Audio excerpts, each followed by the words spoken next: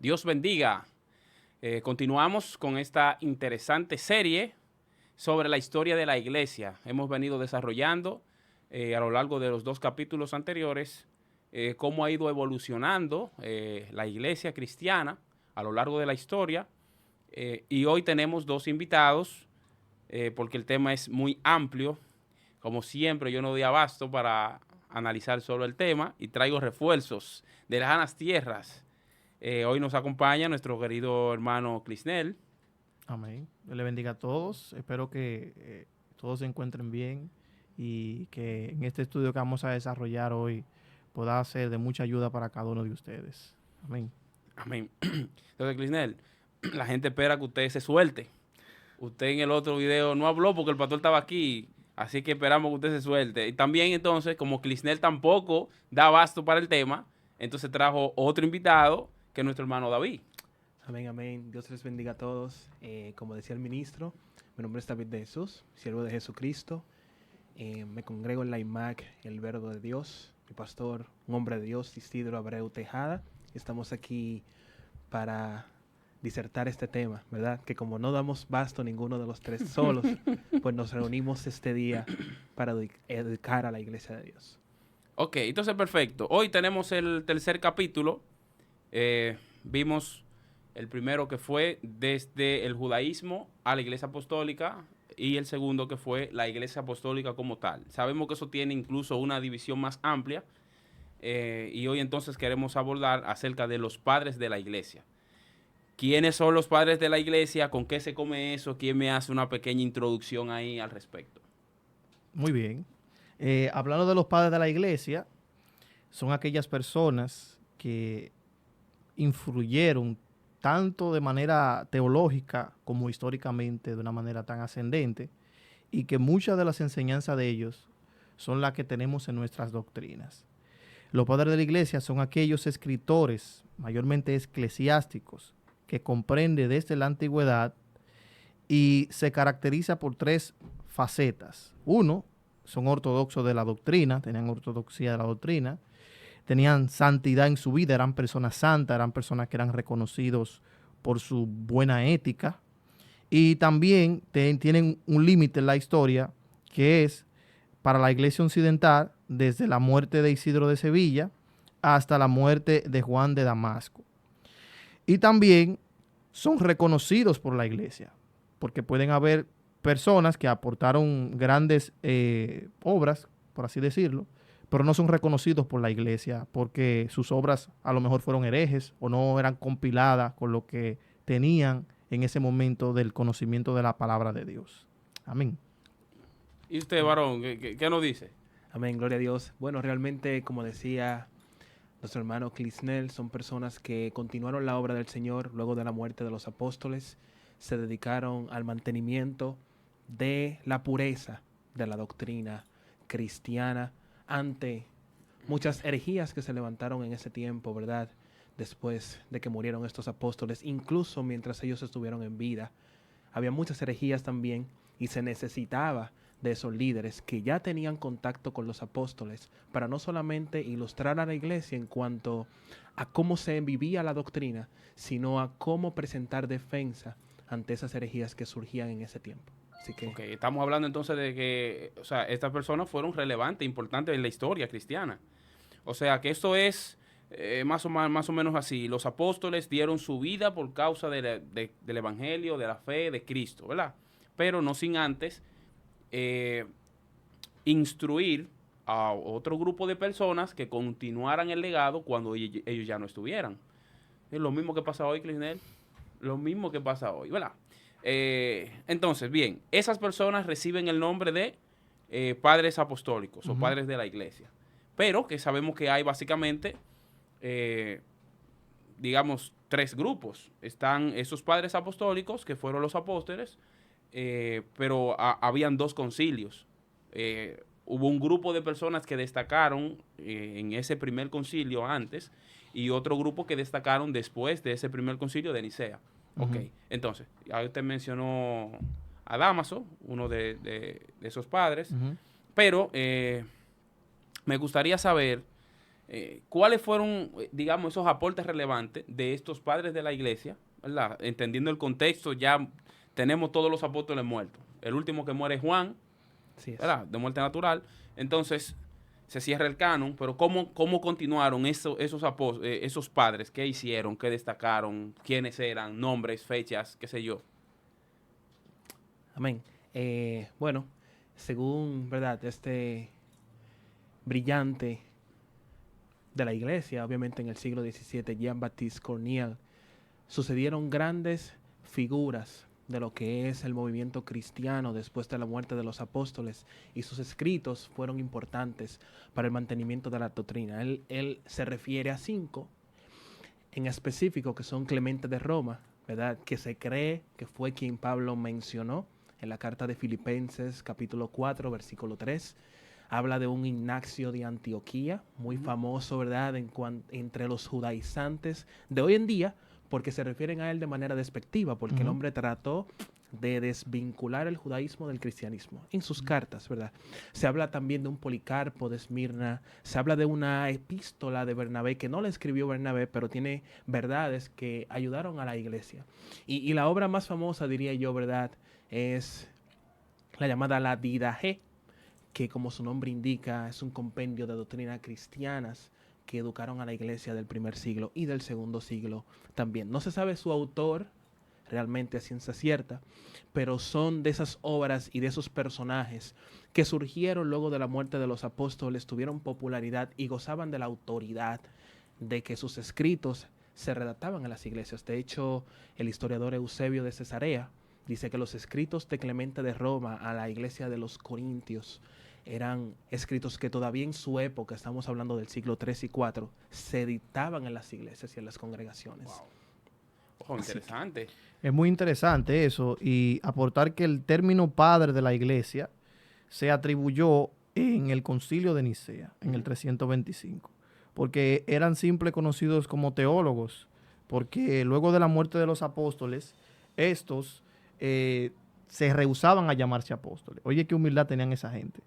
Como sus maestros eran los apóstoles, porque Clemente de Roma era discípulo directo del apóstol Pedro, y Policarpo de Esmirna era discípulo directo del apóstol Juan. Entonces, cuando le hicieron esa oferta a ellos de que se llamaran apóstoles porque tenían la formación y eran directamente de como la crema innata de ellos, ellos dijeron, no somos como dignos de llevar esos nombres. Mejor dejarnos como teólogos o escritores o obispos de ese movimiento. Y el concilio de Nicea catalogó de que, ok, no se van a llamar apóstoles, pero vamos a darle un nombre relevante. Y lo pusieron como padre. Resaltar 2 cosas. Para hablar de padres de la iglesia, se habla de 2 materias que estudian los padres de la iglesia. La primera es la patrología y la segunda es la patrística. Ay, Dios mío. ¿Con qué se come eso? Bueno, Por favor, ilústrenos. la patrología es aquella que estudia la vida, los escritos y la doctrina de los padres de la iglesia. Y la patrística estudia en el contexto dogmático cada uno de ellos y busca el testimonio fehaciente de que la tradición de la iglesia ha sido mantenida ininterrumpidamente.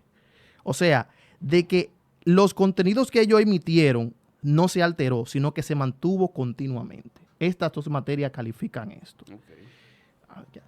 Bien, entonces, o sea, ustedes han mencionado unos nombres aquí pesados para la historia. Yo no quiero interrumpir su brillante alocución, pero esos personajes básicamente fueron los personajes principales que destacaron, digamos, en esas olas, ¿no? Antes del concilio de Nicea, y también surgió un grupo después del concilio de Nicea. Claro que sí. Entonces, eso, o sea, ¿tuvieron relevancia también eso que tuvieron después del concilio? Claro que sí, de hecho, ya como estamos dividiendo la historia, ¿verdad?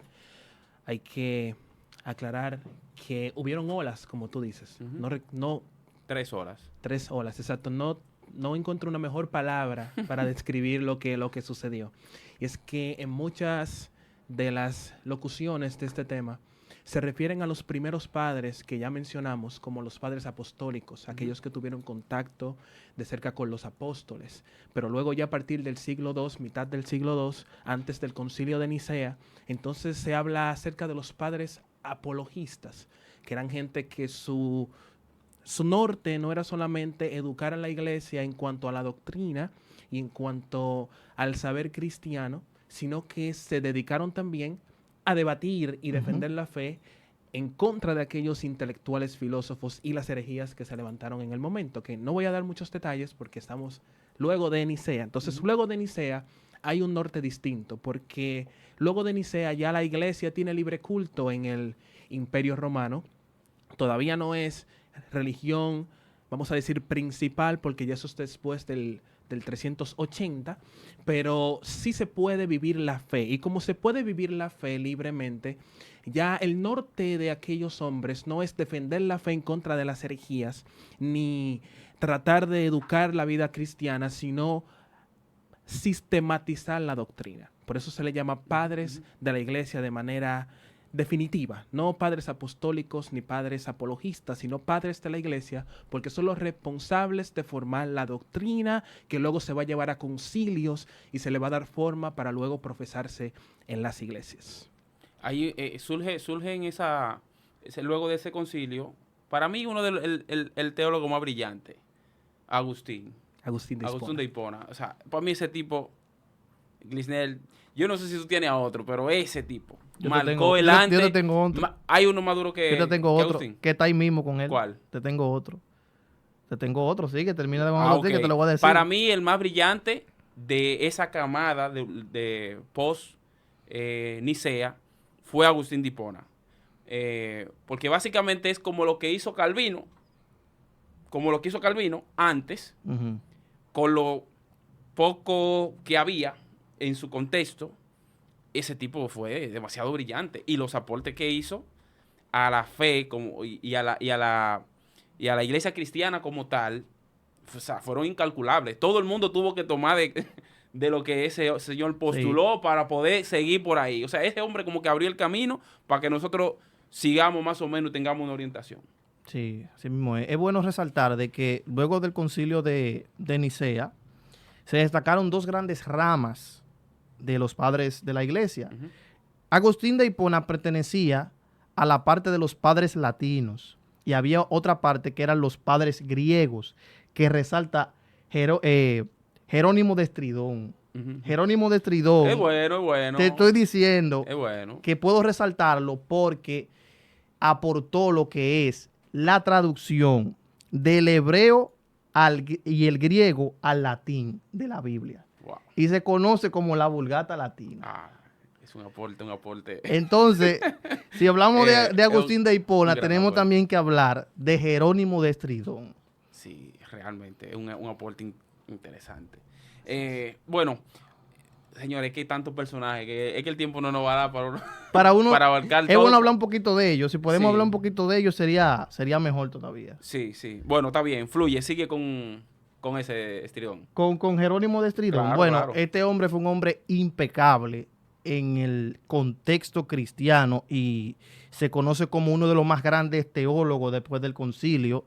Claro, utilizando mucho la historia bíblica y utilizando mucho el ejemplo de los padres anteriores. Basó muchos de sus escritos en respuesta de Tertuliano. No sé si te recuerdas cuando mi pastor mencionó a Tertuliano. Sí. Mencionó también los escritos que tenía Policarpo de Esmirna. Admira la parte cuando Policarpo iba a ser ajusticiado, iba a ser quemado, iba a ser como vuelto un mártir, que le dice al centurión de la época, se le acerca y le dice: el fuego que tú me vas a producir a mí es un fuego momentáneo, pero el fuego que le espera a los demás es un fuego eterno. Y él se enojó y lo metió a la hoguera, y en el momento le dijeron: la única forma de tú salvarte es que tú niegas a tu Cristo. Y él dijo: 86 años no me ha fallado, ¿cómo pues he de negarle? Esto impactó tanto a Jerónimo de Estridón, que dijo: yo tengo que hacer algo para que esa obra que hicieron esas personas tenga relevancia. Y agarró la palabra, lo que existía en ese momento, y lo tradujo al latín. Wow. Eso fue como el punto de inicio a lo que conocemos hoy como la Biblia en español. De ahí comenzaron las demás traducciones. Más adelante viene, que no es parte de los padres de la iglesia, pero es bueno mencionarlo, Martín Lutero luego la traduce al alemán, y de ahí vienen las diferentes traducciones hasta la que conocemos hoy en día. Ahí se descata Cipriano de Valera y Casiodoro de Reina, que aportaron grandes, vamos a decir, grandes acápites en lo que conocemos de nuestra Biblia hoy en día. La versión Reina Valera. Sí. Tanta gente que acaba la Reina Valera sin saber La historia profunda que tiene eso. Sí. ¿Usted va a decir algo, maestro? Sí, que, bueno, es muy bueno hablar de los padres, de aquellos personajes que fueron de relevancia para la iglesia del primer, segundo, tercer y cuarto siglo hasta el séptimo siglo, que es donde está en el compendio de todos esos padres de la iglesia. Pero a mí me interesa mucho también el escenario en donde ellos vivieron. Sí. ¿Qué se vivía en ese momento? ¿Cuáles eran las problemáticas que traían problemas a la congregación? Porque yo creo que todavía hoy en día hay problemáticas que atentan contra la fe del cristiano. Y en ese momento habían herejías que realmente me llaman mucho la atención, porque muchas de ellas todavía existen y ¿Cómo va a subsisten. ser, varón? Sí, Porque ¿Cómo va a ser? No, yo no sí, creo eso. claro. Tantos siglos después todavía. Están dando corriente todavía. No, Sí, vamos a ver, sí. vamos a ver, fluye, Mire, vamos a ver. hay unos llamados gnósticos, que viene de verdad de la palabra griega gnosis, que significa conocimiento. Creo que no solamente su religión ha permanecido, sino que también su ideología ha permanecido, porque la iglesia se ha dividido en comunidades que claman tener la verdad absoluta y un conocimiento que solo su comunidad sabe. Ellos decían que ellos tenían el conocimiento oculto de la Biblia, profesaban cosas, ¿verdad?, que cuando nosotros la estudiamos, entonces entendemos el porqué de los escritos de estos padres. Porque Policarpo no habla acerca de la divinidad y la parte humana de Cristo a la iglesia de Filipos porque sí, sino porque él sabe que hay una entidad que se hacen llamar cristianos, que entienden que el cuerpo, que la materia, que lo que existe es todo corrupción, que no fue creado por el Dios de la Biblia, sino que fue creado por uno de los espíritus que Dios había creado, que es el espíritu de Sofía la sabiduría. Ay, Dios y ellos mío. decían, bueno, todo lo que existe es corrupto, incluso mi carne. Sí. Lo puro es mi alma, mi espíritu, y mi alma está encerrada en esta carne de corrupción.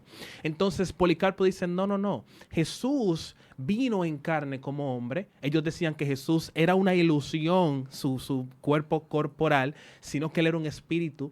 Y Policarpo tiene que corregir eso. Sí. Al igual que Ignacio de Antioquía, por ejemplo, cuando habla en contra de la parte judaizante de la Biblia, porque habían cristianos que decían ser cristianos, pero exigían que se viviera la tradición de los ancianos. Entonces, esos escenarios para mí son interesantes, porque la iglesia poco tiene en relevancia lo que es prepararse para presentar defensa ante la fe que hemos creído. Y estos hombres ahora mismo tienen relevancia en la historia. Estamos hablando de ellos porque reconocieron el escenario en el que vivían y trataron de permanecer y trataron de enseñar lo que es la fe pura en medio de esos escenarios. Dios mío, estamos en otro nivel, Eso estamos en otro interesante, nivel. No, ya esto es otro tema, esto aquí ya. Si uno se va por ahí a hablar de esto, wow, está interesante realmente entender el escenario, porque así como ellos se la jugaron, decíamos en el programa anterior que los apóstoles tenían una idea, una concepción de conocimiento de la verdad tan amplio que esa gente estaban dispuestos a morir por sus ideales. Sí. O sea, ellos estaban tan convencidos que estaban dispuestos a morir. Los que creyeron en el mensaje se convencieron tanto que también estuvieron dispuestos a morir. Así mismo Los es. padres de la iglesia se convencieron tanto de este mensaje que también estuvieron dispuestos a morir. Hoy no estamos tan convencidos de que todos podamos tomar esa decisión. Desde que estamos hablando de que su cabeza va a rodar, ya no, pero espérate, yo puedo salvarme aquí y después me arrepiento. Hay esperanza, hay esperanza. Hay esperanza, hay esperanza. O sea, es un tema complicado. Es bueno, sí, como usted menciona, varón, entender como el contexto de los escenarios. Porque cobra importancia lo que hicieron a la luz de lo que estaba pasando. Claro que sí. Entonces yo pienso que a nosotros, en algo práctico así, igual entender nuestros tiempos, nuestro contexto y hacer algo al respecto. Claro, pronunciarse. Hay gente que solo hace lo siguiente. Mira desde la grada y critica. Critica todo el que está haciendo, el que no está haciendo, el que salió, el que entró. Critica, pero no hace nada. No hace un aporte. pero tampoco es que se prepara para él decir, bueno, como yo veo que eso está mal, yo voy a prepararme para yo hacerlo bien. No. Esa gente que se ha dedicado a la vida a criticar al otro que está haciendo. Eso es un tema que debería llevarnos a una interesante Yo creo que reflexión. ni siquiera teníamos que dedicarle estos minutos a esa gente que hace eso. Sí, sí, no, había que dedicarlo porque eso es parte del contexto histórico. Entonces, entendiendo eso, cómo eso impactó la época en la que vivieron estos padres de la iglesia y qué relevancia tuvo para nosotros hoy? Porque, oye, estamos hablando, señores, tanto tiempo después de esa gente que vivió, hizo algo, que si uno lo ve a través de los lentes de nuestro tiempo, no pareciera ser tan importante y tan grande. Sí, mira, conforme a lo que tú dices, me llamó algo que el varón mencionó en su disertación acerca del gnosticismo, porque ellos veían a Cristo, un cuerpo divino, como fantasma. Ujú. Y para conectarlo con la pregunta que hiciste, esto se conoce como docetismo. El docetismo es que Cristo era tan divino que no podía ser humano. Y como era Dios, como Dios no tiene cuerpo que sea visible, él no podía tener un cuerpo humano, sino un cuerpo divino. Esa era la práctica que se basaba tanto los gnósticos como Marción. Marción también era un fundador de un movimiento que se llamó marcionismo. Entonces, ¿por qué menciono el marcionismo? Porque existen muchas denominaciones ahora, muchas sectas, que solamente reconocen el Nuevo Testamento y desligan el Antiguo Testamento. La función de Marción era ese. Decir, el Antiguo Testamento es un Antiguo Testamento desfasado. Eso no, ni siquiera tiene que ser canon porque expone a un Dios muy cruel que mata a las personas, que asesina. Y él decía, el sostenimiento que tenía, que Jehová era un Dios inferior al Padre de Jesucristo. Y que era malo, tan malo, que tenía que ser castigado. Pero Jesucristo vino de forma divina, ni siquiera fue manifestado en carne, de su Padre tan amoroso que no tiene ninguna relación con el mundo. Entonces, hablando de esto, podemos ver que de ahí surgen ideas que hemos conocido en sectas que podemos ver ahora mismo, que niegan totalmente el Antiguo Testamento. Hay teorías que niegan la creación del hombre, porque vienen abrazándose en lo que ya hace muchos años pasó con los gnósticos y pasó también con Marción. Pero antes de concluir con mi parte, le quiero leer una respuesta de Tertuliano a esas personas, tanto a Marción como a los gnósticos. Y él dice, el mundo no es indigno de Dios. En efecto, Dios no habría hecho nada indigno en sí. Si bien hizo el mundo para el hombre y no para sí, toda obra es inferior a su artífice. Wow. Eso es lo que dijo Tertuliano. Y en una ocasión, Marción se encontró porque él era contemporáneo de Policarpo de Esmirna. Y él le dijo, como lo vio Policarpo, porque Policarpo era un obispo muy reconocido, como un ejemplo, Ezequiel Molina, entre por aquí, uno lo saluda porque es un pastor reconocido. Y aprovecho para mandar mi saludo a su ministerio y darle un espaldarazo y que siga hacia adelante y que Dios le dé mucha salud. Amén. Cierro el paréntesis. Entonces, cuando se encontraron estas personas, él se anima y le dice a Policarpo, porque él creía que tenía la verdad absoluta.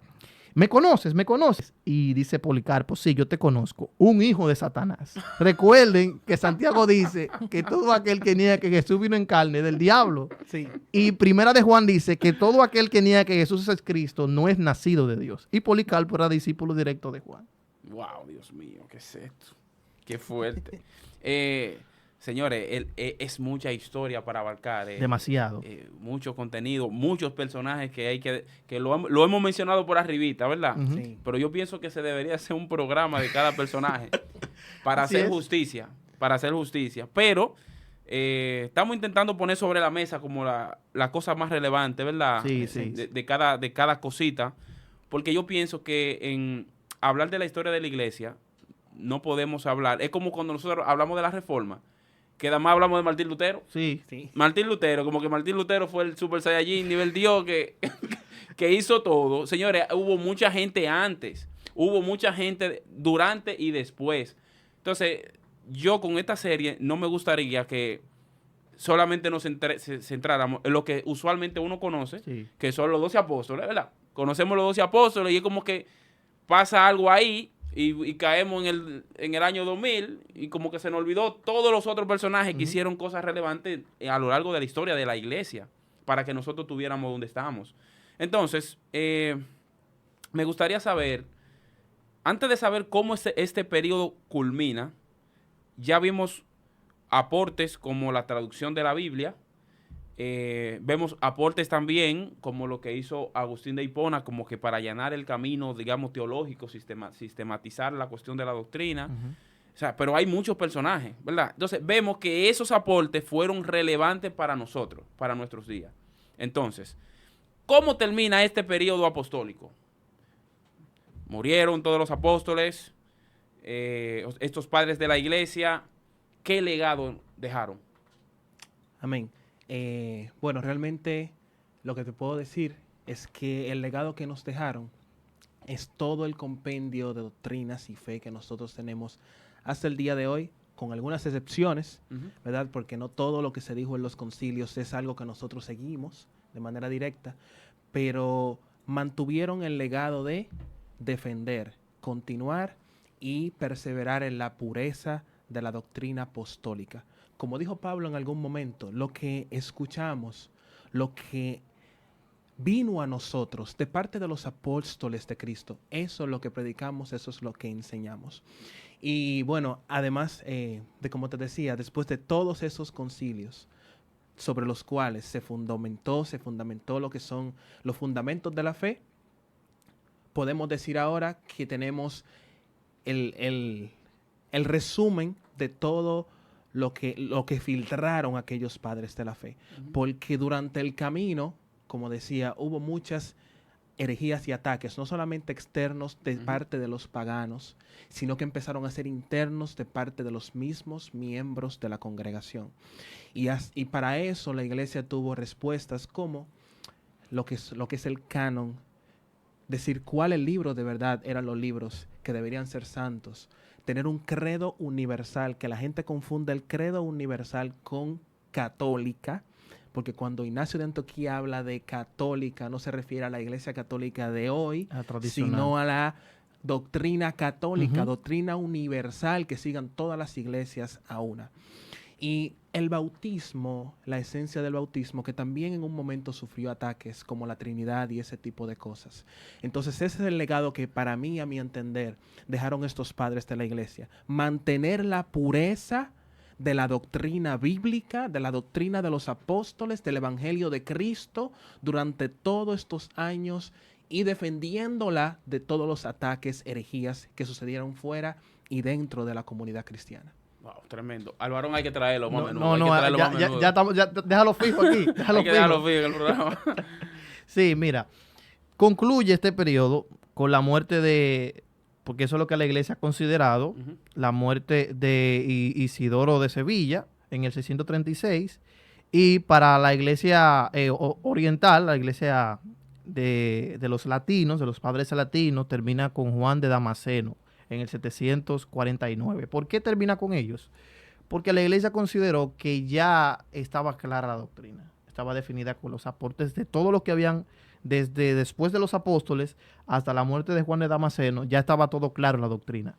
¿Y qué podemos extraer de esto? Claro, bueno, había una guerra constante con lo que nosotros hemos conocido de la palabra de Dios, con lo que doctrinalmente conocemos, el bautismo, la Trinidad, los dones del Espíritu Santo, todo esto que entra en conflicto ahora, creo que detrás de cámara te lo decía, era que ya se había discutido, se había resuelto antes, pero no como ahora, que hay una discusión verbal y hasta se ofenden verbalmente a las personas. No, era de una manera académica. Las personas se preparaban y estos padres llegaron a proteger la esencia de lo que Cristo nos enseñó en su palabra. Y vemos claramente que lo que mayormente se puede resaltar era que ellos estaban unidos en una misma sistematización de la palabra. Por ejemplo, lo que dice San Juan, lo que dice Pedro, lo que dice Mateo, lo que dice Apocalipsis, lo que dice Lucas, lo que enseña la palabra de Dios, ellos lo dejaron intactamente mediante a su doctrina. Y con esto voy a concluir.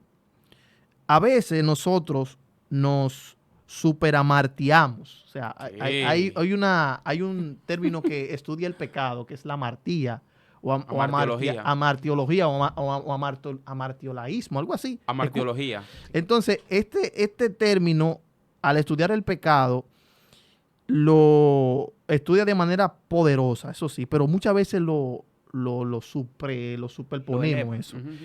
¿Por qué? Porque eso viene de una mala interpretación. Un libro que fue canónico, que después el Concilio de Nicea lo sacó, que se llamó El Pastor de Hermes.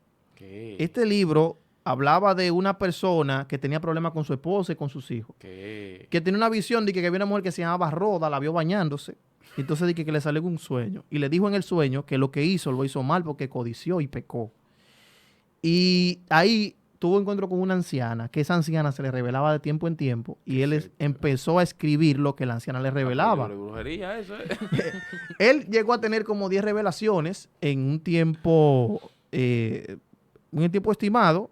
Y escribió, así mismo se llama, El Pastor de Hermes, se llama esa obra. Y muchos de los contemporáneos, de los padres de la iglesia, lo consideraron canónico, ese libro. Inclusive, se consideró tan canónico que luego, como hubieron defensa en contra de eso, se perdió con la historia. Jerónimo de Estridón dice que ya no existía tanto relato de eso en la época de él, que fue ya después del concilio.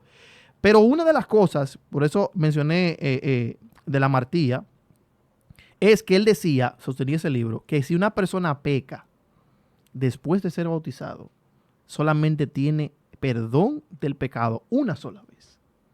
Ay, Dios. Si usted peca después de ahí, ya, usted lo que le espera es el fuego eterno y el infierno. Pecado imperdonable. Entonces, ¿qué extrajeron los padres de la iglesia positivo de esto? De que ellos defendían la enseñanza del castigo del infierno con esto, que eso también fue muy debatido y ha sido muy debatido en estos tiempos.